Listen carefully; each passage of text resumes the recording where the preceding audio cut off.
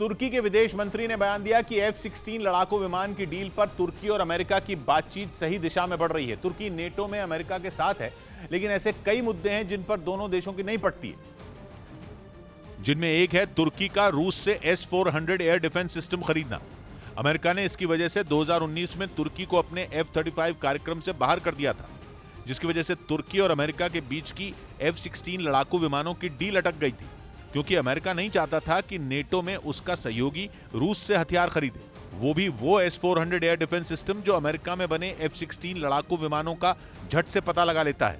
2020 में खबर आई थी कि तुर्की ने S-400 एयर डिफेंस सिस्टम से F-16 लड़ाकू विमानों को डिटेक्ट करने का टेस्ट किया है, जिसके बाद अमेरिका ऐसा भड़का कि उसने तय कर लिया कि वो तुर्की को F-16 लड़ाकू विमान नहीं देगा, जबकि तुर्की की दलील थी कि वो किसी भी देश से हथियार खरीद सकता है क्योंकि ये उसका अधिकार है।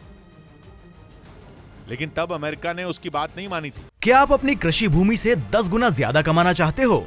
तो फ्रीडम ऐप को अभी डाउनलोड कीजिए और साधकों से सीधे सीखिए। हालांकि अब उसके तेवर नर्म हुए। तुर्की के विदेश मंत्री के बयान से तो ऐसा ही लग रहा है, क्योंकि उन्होंने बयान दिया कि F-16 पर तुर्की और अमेरिका की बातचीत सही दिशा में बढ़ रही है। खबर है कि अमेरिका के अड़ियल रुख के बाद तुर्की ने दूसरे विकल्प तलाशने शुरू कर दिए थे। उसने फ्रांस से राफाल विमान खरीदने के बारे में बात की थी। खबर यह भी आई कि तुर्की के एयरफोर्स कमांडर ने यूके से उसके टाइफून जेट के बारे में बात की थी। इसके अलावा उसके सामने रूस के सुखोई विमानों का भी विकल्प था। यही नहीं, तुर्की की ओर से यह बयान तक आ गया था कि अमेरिका उसे F-16 बेचना ही नहीं चाहता। लेकिन जैसे ही अमेरिका को पता चला कि तुर्की दूसरे देशों से लड़ाकू विमान खरीदने के बारे में सोच रहा है, वो अलर्ट हो गया।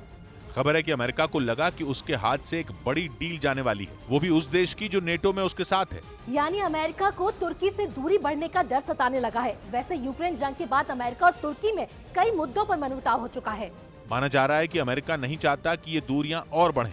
एक और बड़ी बात यह कि अमेरिका में हथियारों का बाजार कई ट्रिलियन डॉलर का है। कहा तो ये भी जाता है कि अमेरिका की हथियार लॉबी इतनी सक्रिय है कि वो चाहे तो राष्ट्रपति तक को पल भर में बदल सकती है। कहा जा रहा है कि यही बाइडेन के तुर्की के सामने झुकने की सबसे बड़ी वजह है, क्योंकि अगर तुर्की लड़ाकू विमान खरीदने दूसरी जगह गया तो उसके हाथ से एक बड़ा ग्राहक चला जाएगा।